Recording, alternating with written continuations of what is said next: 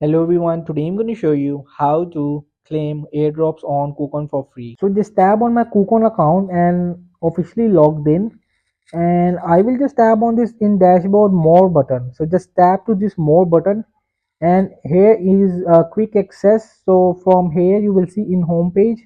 So just tap on this gem pool.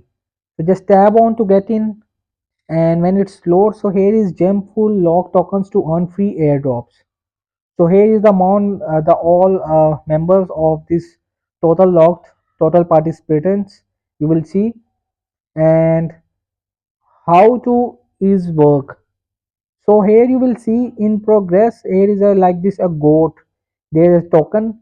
So if you purchase, if you have to lock it like this, and from here you will just enter the amount which you have, and you will be locked it.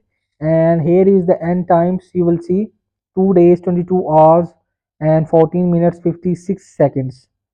So when the 10 days, there is a 10 days event.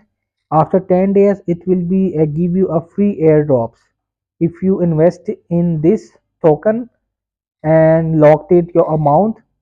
So that's how to work free airdrops in Kucoin. Hope this video helped you. Please don't forget to like and subscribe and get notified for more videos.